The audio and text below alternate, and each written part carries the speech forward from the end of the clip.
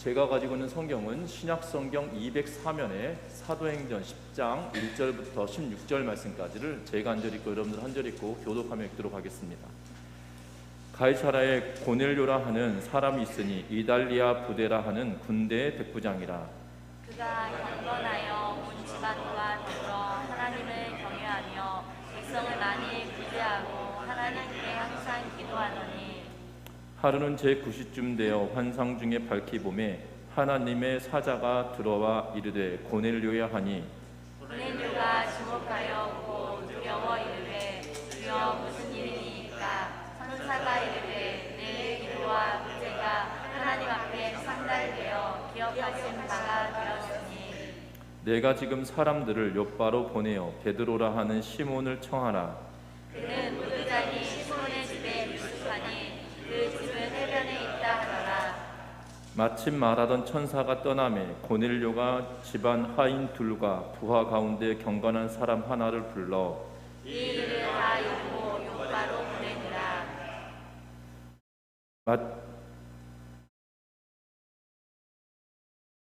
이튿날 그들이 길을 가다가 그 성에 가까이 갔을 때 그때에 베드로가 기도하려고 지붕에 올라가니 그 시각은 제6시더라. 그가 시장하여 먹고자 하매 사람들이 준비할 때 황홀한 중에 하늘이 열리며 한 그릇이 내려오는 것을 보니 큰 보자기 같고 내 귀에 매어 땅에 들이웠더라. 그 안에는 땅에 있는 각종 4마리가지 짐승과 기름것과 등에 나는 것들이 있더라. 또 소리가 있어 베드로야 일어나 잡아 먹으라 하거늘 베드로가 이르되 주여 그럴 수 없나이다. 속되고 깨끗하지 아니한 것을 내가 결코 먹지 아니하였나이다 하되 또 두 번째 소리가 있으되 하나님께서 깨끗하게 하신 것을 내가 속되다 하지 말라 하더라. 이런 일이 3번 있은 후 그 그릇이 곧 하늘로 올려져 가니라. 아멘.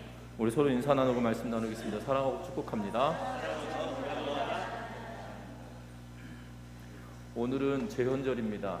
오늘은 제헌절인데 제헌국회가 1948년 5월 31일에 국회가 열려지는 것을 통해서 이 헌법이 제정되어지고 1948년 7월 17일에 제정된 헌법을 공포해서 제헌절이 국가기념일이 되고 국경일이 되고 우리 지금까지 이렇게 국가기념일로 지키고 있는 것을 보게 되어집니다.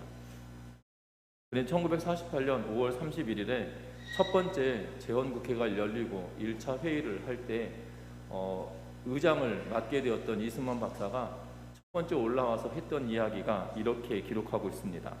임시의장 이승만 박사가 의장석에 등단하여 전 국회의원들에게 먼저 하나님께 기도하자고 제의하고 이윤영 의원이 기도했다라고 간략하게 기술하고 있는데요. 그런데 이 이승만 기념관 자료실에 올라와 있는 제헌국회 1차 회의 기록의 내용을 보면 이렇게 세밀하게 이야기하고 있는 걸 보게 됩니다. 대한민국 독립민주국 제1차 회의를 여기서 열게 된 것을 우리가 하나님께 감사해야 할 것입니다. 종교사상 무엇을 가지고 있든지 누구나 오늘 당해가지고 사람의 힘만으로만 된 것이라고 우리가 자랑할 수 없을 것입니다. 그러므로 하나님에게 감사를 드리지 않을 수 없습니다. 나는 먼저 우리가 성심으로 일어나서 하나님에게 우리가 감사를 드릴 터인데 이윤영 의원 나오셔서 간단한 말씀으로 하나님에게 기도를 올려주시기를 바랍니다. 라고 의장이었던 이승만 박사가 이야기를 하고 이윤영 의원이 나와서 모든 국회의원들이 200명 가량 되는 국회의원들이 일어나서 이 이윤영 의원의 기도에 함께 기도하는 걸 보게 되는데요. 기도의 내용 또한 이렇습니다. 이 우주와 만물을 창조하시고 인간의 역사를 섭리하시는 하나님이시여 이 민족을 돌아보시고 이 땅에 축복하셔서 감사에 넘치는 오늘이 있게 하심을 주님께 저희들은 성심으로 감사하나이다. 오랜 세월 동안 이 민족의 고통과 호소를 들으시고 정의의 칼을 빼서 일제의 폭력을 굽히시사 하나님은 이제 세계 만방의 양심을 움직이시고 또한 우리 민족의 염원을 들으심으로 이 기쁜 역사적 환희의 날을 이 시간에 우리에게 오게 하심은 하나님의 섭리가 세계 만방에 현시하시는 것으로 믿나이다. 하나님이시여 이로부터 남북이 둘로 갈리어진 이 민족의 어려운 고통과 수치를 신원하여 주시고 우리 민족 우리 동포가 손을 같이 잡고 웃으며 노래 부르는 날이 우리 앞에 속히 오기를 기도하나이다. 하나님이시여 원치 아니한 민생의 도탄은 길면 길수록 이 땅은 악마의 권세가 확대되나 하나님의 거룩하신 영광은 이 땅에 오지 않을 수 없을 줄 저희들은 생각하나이다. 원컨대 우리 조선 독립과 함께 남북 통일을 주시옵고 또한 민생의 복락과 아울러 세계 평화를 허락하여 주시옵소서. 거룩하신 하나님의 뜻에 의지하여 저희들은 성스럽게 택함을 입어 가지고 글자 그대로 민족의 대표가 되었습니다. 그러하오나 우리들의 책임이 중차대한 것을 저희들은 느끼고 우리 자신이 진실로 무력한 것을 생각할 때 지와 인과 용과 모든 덕의 근원 되시는 하나님께 이러한 요소를 저희들이 간구하나이다. 이제 이로부터 국회가 성립되어서 우리 민족의 염원이 되는 모든 세계 만방이 주시하고 기다리는 우리의 모든 문제가 원만히 해결되며 또한 이로부터 우리의 완전 자주 독립이 이 땅에 오며 자손 만대에 빛나고 푸르른 역사를 저희들이 정하는 이 사업을 완수하게 하여 주옵소서. 하나님 이 회의를 사회하는 의장으로부터 모든 우리 의원 일동에게 건강을 주시옵고 또한 여기서 양심의 정의와 위신을 가지고 이 업무를 완수하게 도와주시옵기를 기도하나이다. 역사의 첫 걸음을 걷는 오늘의 우리의 환희와 감격에 넘치는 이 민족적 기쁨을 다 하나님에게 영광과 감사를 올리나이다. 이 모든 말씀을 주 예수 그리스도의 이름으로 받들어 기도하나이다. 아멘. 이라고 하면서 이은영 의원이 기도함으로 재헌국회가 시작되었습니다. 놀라운 것은 공식적으로 개신교가 이 선교가 시작되었던 것은 1884년 이 부활주일 아침에 이 언더우드 아펜젤러 목사님이 이 인천의 소래포구에 발을 내디듬으로 선교가 시작되었다라고 이야기합니다. 그리고 지금 이 재헌국회가 열렸던 때는 1948년 5월 31일이거든요. 어떻게 보면 60년 조금 넘는 시간이 되었습니다. 복음이 증거되어지고 선교가 시작되어진 시기가 60여 년이 조금 지난 그때인데도 불구하고 재헌국회가 열리면서 하나님께 감사하며 기도하자고 하며 이 국가 공식 행사이잖아요. 그런데 거기서 하나님께 기도하자라고 이야기할 수 있었던 근간이 되어졌던 이유는 다른 것이 아니었다라는 생각이 듭니다. 선교 현장에 있었던 선교사들의 피와 땀과 또한 순교를 각오하면서까지 성도들의 피와 땀이 또한 헌신과 수고가 나라에 깃들어져 있었기 때문에 재헌국회를 열고 있는 그 현장에서 하나님께 감사하며 기도할 수 있는 이유가 되지 않았나라는 생각이 들어집니다. 현대는 지금 우리들에게도 마찬가지로 현대는 그 선교의 영향을 받아서 지금까지도 그 영향 아래 있는 것을 보게 된다는 것이지요. 그런데 우리가 기억해야 한다는 것입니다. 이 한국 땅에, 조선 땅에 이 그리스도의 복음이 증거되어지지 않았다면 지금도 우리는 어쩌면 어려운 상황에 직면해 있을 수도 있다라는 생각이 들어집니다. 그러나 믿는 사람들이 하나님 앞에 바로 서고 또한 말씀으로 살아내 보겠다라고 각오하고 결단함으로 인하여 민족이 변화되어지고 또한 독립의 길을 걸어가지 않았나라는 생각이 들어지는데요. 저와 여러분들 기억할 것은 그 선교의 현장에 우리 조상들이 그 현장 가운데 있었기 때문에 가능한 일이었다는 것이고 또한 조선이라고 하는 나라는 당시 굉장히 낙후된 그러한 땅이었음에도 불구하고 선교사들이 헌신과 수고가 그들에게 있지 않았다라면 쉬운 그러한 선택이 아니었을 것입니다. 이 땅에 헌신과 수고가 있지 않았다라면 지금까지 우리가 복음을 접하지 못했을 거라는 생각이 들어집니다. 여러분들 기억하셔야 됩니다. 무엇을 기억해야 되냐면 이 선교라고 하는 것이 그만큼이나 중차대한 것이라는 거죠. 한 민족을 변화시키고 한 민족을 새롭게 만들 뿐 아니라 복음의 역사가 일어나면 그 하나님의 손길로 의하여 하나의 민족이 새롭게 변모되어진다는 사실입니다. 특별히 이 대한민국은 전쟁이라고 하는 그러한 상황에 직면한 이후에 나라가 점점점 변화되어지고 또한 번영되어졌음을 우리는 분명하게 보게 되죠. 그러나 이 모든 일들이 사람이 힘으로만 된 것이었다라면, 그러면 다른 나라들도 똑같이 잘 살아야 되지 않겠습니까? 그러나 다른 나라들, 대한민국이 독립하고 전쟁을 치르고 난 이후에 그러한 상황 속에서도 다른 나라들보다 월등하게 더 성장하게 되어졌던 이유는 다른 이유가 아니라 믿는 자들이 하나님께 기도하고 간구하며 정말 열심으로 하나님을 찾았던 은혜가 있지 않았나라는 생각이 들어지는데요. 특별히 오늘 성경의 말씀에 보면 동일한 그런 선교의 모습들이 비춰지고 있는 것을 보게 됩니다. 특별히 이 9장에서는 사마리아와 온 땅까지 이르러 복음이 증거되어지는 사실들을 기록하고 있을 뿐만 아니라 이제는 고넬료의 집에 복음이 증거되어지는 사건을 오늘 말씀을 통하여 우리들에게 말하여 주고 있는 것을 보게 되는데, 특별히 만나교회를 담임하고 있는 김병삼 목사님이 크리스찬 투데이라고 하는 이 신문에 설교문을 기고하면서 이 만나교회에서 파송하였던 일본 선교사님의 이야기를 기록해 놓고 있는데요.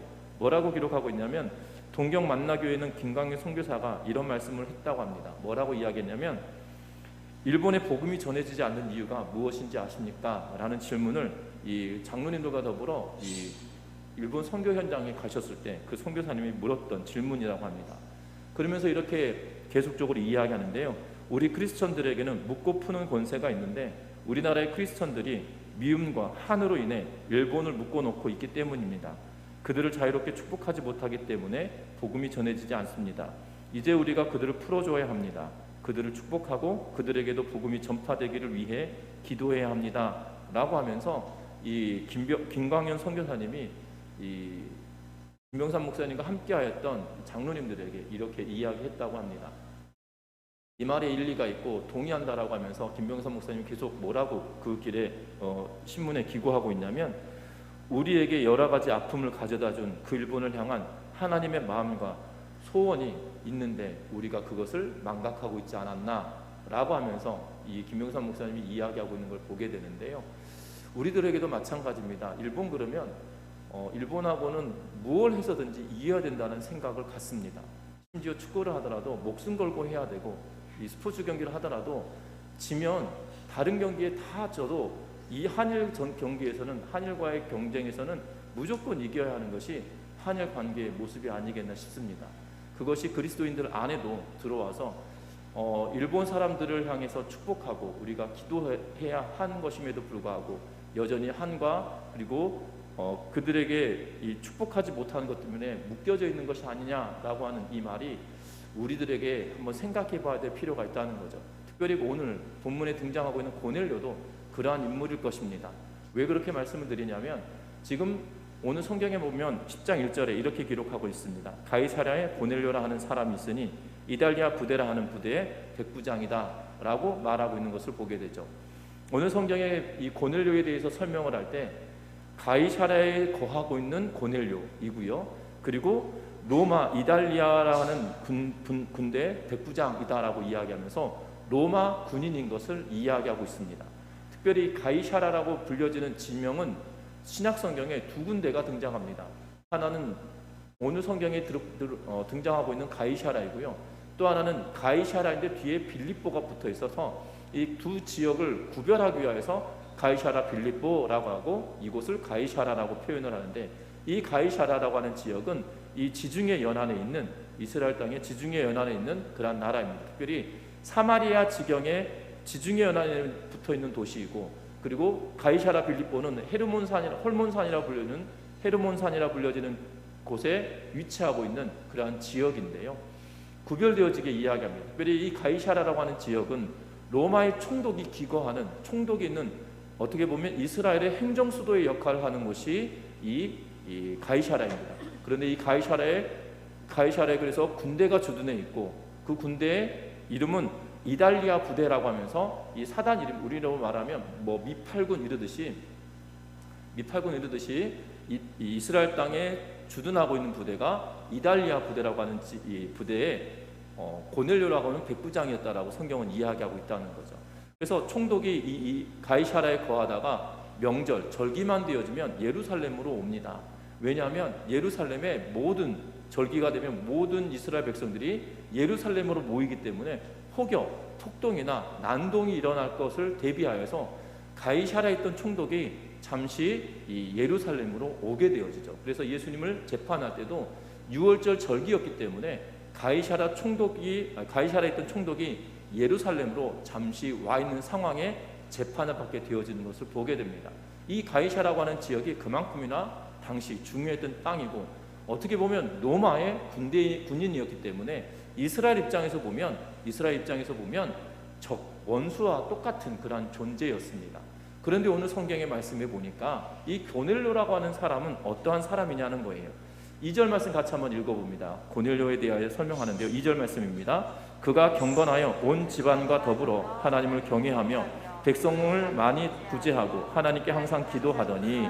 아멘. 이 고넬료에 대해서 설명합니다. 이탈리아 사람, 다시 말하면 로마 사람이고 로마 군인이고, 그리고 이 사람은 군인임에도 불구하고 경건한 사람이다라고 말합니다. 여러분들, 이 군대 문화라고 하는 것이 그렇게 썩 좋은 문화는 아닙니다. 이 폭력에 노출되어져서 언제든지 폭력적인 성향을 띨 수 있는 것이 군인이고요. 그리고 이 음란함과 그리고 이 술 취함이 그들에게는 자연스러운 것이 군인의 모습일 것입니다. 현대를 살아가는 군인들에게 종종 성폭력에 관한 문제가 발생하는 이유는 이 군대 문화가 계속적으로 유지되어 왔던 그런 문화 때문에 일어나는 그런 불미스러운 일이 아니겠나 싶은데요. 드러난 것만 하더라도 그 정도인데 드러나지 않는 것까지 생각한다면 더 많은 일들이 분명히 있을 것입니다. 그러나 분명한 것은 이 사람이 지금 20세기, 21세기 살아가는 현대 군대 안에서도 이러한 일들이 벌어지는데, 지금 상황은 2000년 전에 1세기를 살아갔던 군인들의 모습은 더했다는 거죠. 특별히 정복전쟁을 치러왔던 로마 군인들에게 있어서만큼은 폭력적인 성향이나 음란함은 당연한 일이었을 것임에도 불구하고 고넬료는 그런 사람이 아니었다라고 이야기합니다. 그 당시 상황과 문화적인 상황 속에서 그것을 거스른다는 것은 굉장히 쉬운 일이 아니었을 것임에도 불구하고 고넬료에 대하여 이야기할 때 그가 경건한 사람이다. 그리고 온 집안과 더불어 하나님을 경외하며 백성을 많이 구제하고 항상 하나님께 기도하는 사람이었다라고 이야기하고 있는 것을 보게 된다는 겁니다. 여러분들 기억할 것은 이것이 가능한 일이었냐는 거고, 이것이 불가능한 일이었을 것임에도 불구하고 그 속에서 그렇게 살아내는 고넬료의 모습을 우리에게 이야기하고 있다는 겁니다. 3절에는 그 고넬료에 대하여 또 이야기하는데 뭐라고 이야기하냐면, 하루는 제9시쯤 되어 환상 중에 밝히 봄에 하나님의 사자가 들어와 이르되 고넬료야 하니 라고 이야기하는데요. 항상 기도하더니 라고 하고 하루는 제9시쯤 되었다라는 표현을 쓰는데, 이 제9시쯤 되었다는 의미는 바로 그가 기도 시간이었을 것으로 추정하는 그러한 대목이기도 합니다. 어찌되었든 그가 기도하는 사람이었고, 기도하는 사람의 모습으로 하나님을 사랑하는 사람이었기 때문에 이웃을 사랑하는 삶을 나누고 살아갔던 그러한 모습이 삶에 채적되었던 그러한 모습이었다는 거예요. 그런데 우리는 기억해야 됩니다. 왜 뭘 기억해야 되냐면, 오늘 뒤의 말씀을 통해서 보면 베드로에게 나타난 사건 또한 동일하게 이 일과 맞물려 있기 때문이죠. 이스라엘 백성들의 입장에서 보면 복음을 전하는 것이 로마인에게 전하는 것, 로마 사람에게 전하는 것은 마치 우리가 일본 사람에게 친절을 베풀고 또한 일본 사람들이 우월하다라고 칭찬해 주는 것과 똑같은 모습처럼 보여질 거란 사실이죠. 그러나 고넬료에 대하여 성경은 뭐라고 이야기하냐면, 하나님을 경외하는 사람이고 하나님의 뜻을 쫓아 기도하며 또한 행함이 있는 그러한 믿음의 삶을 살아오는 그러한 인물이었다라고 말하고 있다는 사실입니다. 중요한 것은 이 고넬료라고 하는 사람에 대한 평가가, 이 누가가 이 사도행전을 기록하면서 고넬료라고 하는 사람을 평가할 때 우리가 일본의 이 압제나 이 일제 강점기를 살아왔던 그러한 심정으로 바라봤던 그러한 모습으로 누가는 고넬료에 대해서 기록하고 있는 그러한 모습이 아니라는 거예요. 누가가 고넬료에 대해서 주목하고 있고 하나님의 새로운 일을 시작하시는 것에 대한 기대감을 가지고 그가 기록해 놓고 있는 것을 보게 된다는 사실입니다. 그러면서 5절의 말씀을 보면, 내가 지금 사람들을 욥바에 보내어 베드로라는 시몬을 청하라라고 하나님의 사자가 와서 이야기하면서 베드로를 청하라라고 이야기하고 있는 대목을 보게 되는데, 누가는 여기에 주목하면서 사마리아와 땅끝까지 복음이 전해지는 그러한 상황을 9장까지 기록해 놓고 나서 이제 고넬료에 집중하며 가이사랴에 있는 고넬료를 통하여 하나님께서 새롭게 일하실 것에 대한 기대감을 가지고 기록해 놓고 있다는 거예요. 우리는 기억해야 됩니다. 복음은 우리 안에서 규정되어지고 우리 안에서 딱 갖춰져 있는 것이 아니라 우리를 통하여 하나님이 이 행하실 일들을 기대하고 나아가는 근거가 되어져야 된다는 거예요. 특별히 고넬료가 하나님께 기도했습니다. 그리고 구제하였던 일들을 어떻게 했다고 성경은 기록하고 있냐면 항상 기도하는데 그것을 하나님께서 들으셨다, 주목하셨다라고 이야기하고 있는 것을 보게 됩니다. 그래서 4절 말미에 네 기도와 구제가 하나님 앞에 상달되어 기억하신 바가 되었다라고 하면서 그의 기도와 구제가 헛것이 아니라 하나님께서 들으시고 응답하기로 작정하시고 기억하셔서 지금 그 기도와 그리고 너의 구제의 응답을 내가 하겠다라고 보여주고 있다는 사실이죠. 저와 여러분들 기억해야 됩니다. 선교의 현장에 이러한 사람들이 분명히 있다라는 거예요. 우리가 알든 모르든 간에 이방 사람이고 또한 우리가 정말 우리가 가까이 하지 못할 만한 사람이다 할지라도 하나님은 그들의 기도를 들으시고 하나님 그들의 삶을 보시며 기억하시고 하나님의 뜻과 하나님의 일들을 행하시기 위하여 준비하고 일으켜 가시는 일들을 보게 된다는 겁니다. 저와 여러분들 이 구제와 기도가 하나님께 상달되었고 기억하신 바 되었다고 하면서 하나님께서 그것을 기억하시고 일하신다라고 말하는데 저와 여러분들도 마찬가지로 우리 주변에 이러한 인물들이 있다는 것을 기억하면서 열린 마음을 가지고 나아가는 은혜가 있기를 주의 이름으로 부탁드립니다. 열린 마음뿐만 아니라 우리가 오늘 말씀을 통해서 기억할 것은 고넬료가 하나님께 기도하고 또한 그가 구제하였던 일들을 하나님께서 기억하신다는 거예요. 왜 기억하시냐는 걸까요? 중요한 것은 앞에서도 말씀드렸지만 군인이라고 하는 직업이 1세기를 살았던 인물들에게 있어서만큼은 이 경건하기가 쉽지 않은 그러한 인물들이었다는 거예요. 그러한 직업군이었다는 거예요. 경건하기가 쉽지 않은 그러한 직업군이었다는 거죠. 우리가 기억할 것은 그럼에도 불구하고 그가 그 문화와 환경을 뛰어넘어서 그가 지켜야 되고 간구해야 되고 하나님을 바라는 일들이 그와 함께 있었던 그 문화를 뛰어넘는 일들이 있었다는 거죠. 우리들도 마찬가지입니다. 현대를 살아가는 우리의 문화와 상황과 환경이 우리를 하나님을 믿게 하는 일에 있어서만큼은 참으로 어렵게 만드는 사회이고 문화가 되었다 할지라도 그 문화를 뛰어넘는 은혜가 저와 여러분들 가운데 충만하여지시기를 주의 이름으로 부탁드립니다. 우리의 일상을 살아보면 하나님을 믿는 것이 참 어렵습니다. 군대 이야기하면 그것이 제일 싫은 이야기라고 하던데요. 군 생활을 하는 동안에 제일 어려웠던 건 뭐냐면 이 술을 먹지 않겠다라고 해서 술을 거부하면 한 2번, 3번 이 회식 때마다 두세 번 거절하고 났더니 고참들이 이렇게 막 때리고 했던 기억이 납니다. 사실 저는 군종병으로 갔음에도 불구하고 당시 군종병이라고 하는 그 문화가 우리 부대 안에 없었기 때문에 군종병이 뭐 안에 술을 먹어야 된다라고 생각하여서 이게 전날 회식하고 그 다음날 아침 아침에 이 점호를 끝나고 나면 이 정신교육관 뒤편에 우리 청소구역이 있었거든요. 연대장 관사하고 이렇게 가까이 있는데도 불구하고 그 근처에서 이 머리를 맞고 매를 맞고 있던 기억이 납니다. 그런데 제일 싫었던 게 뭐냐면 나 예수 믿었기 때문에 술을 먹지 않겠다, 담배 하지 않겠다 그랬더니 하시는 말씀이 나 장로님 아들이야 라고 이야기합니다. 지금 그 때리고 있는 술 마시지 않았고 담배 피우지 않았다는 것 때문에 때리는 분이 장로님 아들이었던 거죠.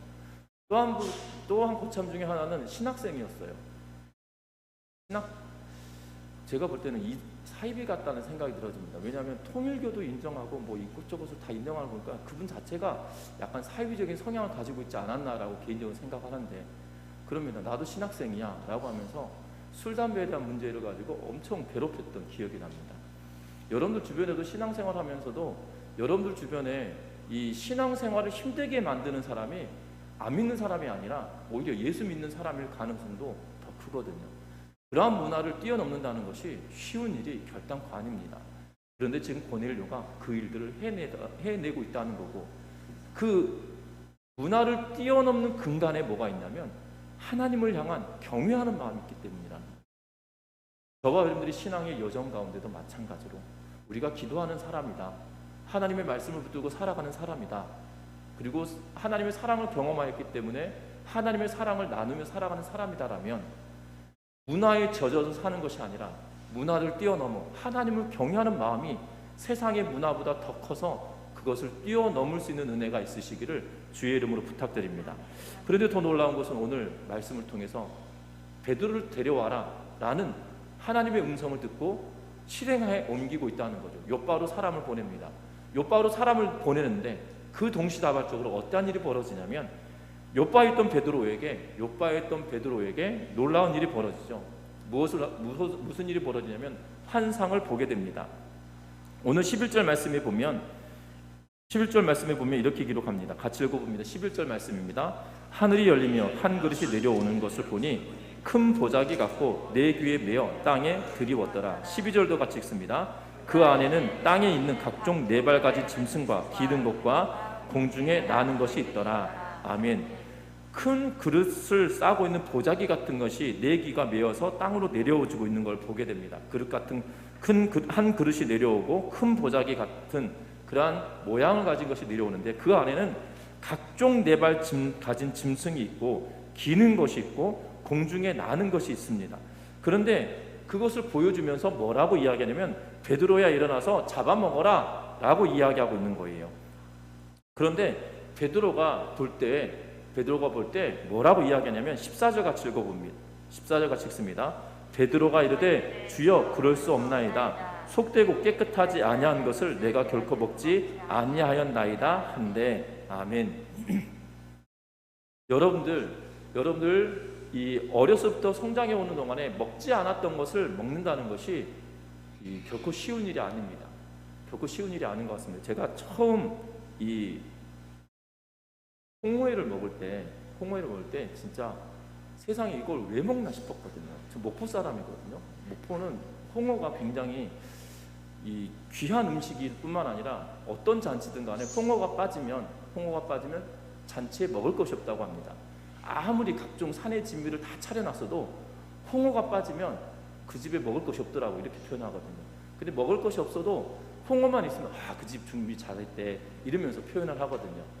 그런데 이 싱싱한 홍어는 그나마 괜찮지만 정말 이 항아리에 지푸라기 사이에 딱 삭혔던 홍어를 냄새를 맡기 싫을 때가 있었거든요. 정말 힘들더라고요.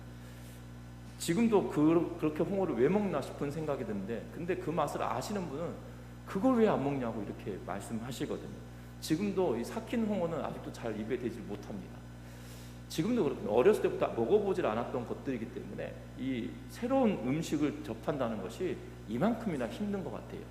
그런데 여러분들 이스라엘 백성들은요 15세기경에 출애굽을 하거든요. 기원전 15세기경에 출애굽을 합니다. 그럼 모세가 기원전 15세기경에 율법을 받아서 그럼 이스라엘 백성들 지금 몇 년 동안 이 율법대로 생활했던 거예요? 1500년이라고 하는 시간 동안 나 혼자 개인이 안 먹었던 것이 아니라 다른 사람 다 먹는데 나 혼자 못 먹었던 것이 아니라 민족이 1500년 동안 이 음식을 먹지 않았던 거예요. 그런데 지금 하늘에서 보자기 내려와서 뭐라고 하냐면 네 먹어라 라고 이야기할 때 베드로의 반응은 당연한 일일 것이거든요.